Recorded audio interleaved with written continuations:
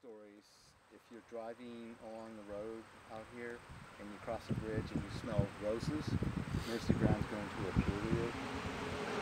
And other stories, if people who are terminally ill have reported that Mercy's visited them at their bedside and consoled them. So she's turned into almost to an angel of mercy. Her name is Mercy. So have you had any experiences with the ghost of Mercy Brown? Not first-hand experiences, no. I've had a lot of oral tradition experiences where people have told me stories.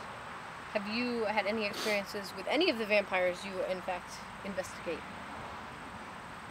Not really. And you were telling me that there's over 50 noted vampires in the U.S. alone?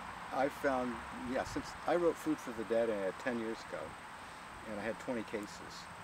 And the new edition that's out now has a new preface, and I've put in some of the new cases. But they go all the way from 1784 in Connecticut, where the bodies were exhumed to stop consumption, to, believe it or not, 1949 in Bradford, Pennsylvania. Did they exhume bodies then? They exhumed the body of a young man had been in World War II, came back with tuberculosis. He served in North Africa as an Army veteran. He was in his 20s.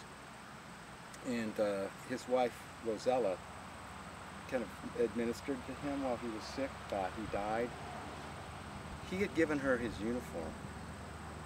And so it became her most prized possession. So she decided they should bury him in his uniform. Well, they did that.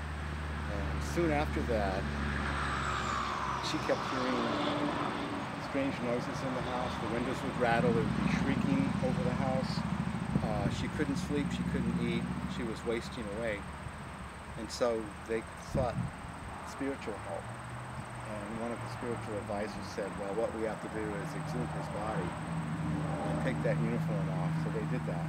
They got permission to exhume his body. They took his uniform off of him, burned it. They sprinkled him with salt, wrapped him in a clean white sheet and blanket, and reburied him. And after that, the haunting stopped and she regained her health. And in fact, she lived until, I think, about 1998. So she didn't have to eat the heart? No, this is slightly different. So after finding 50 cases of these exhumations, I've been calling them therapeutic exhumations. So bodies are exhumed to try to help somebody who's sick or dying, and then they do something. In New England, it was burning the heart, sometimes the whole body, and having the sick people inhale the smoke or breathe the smoke. In some cases, they just simply turned the corpse face down and reburied it. So it's part of folklore, which means you're going to get variants in how the tradition is undertaken.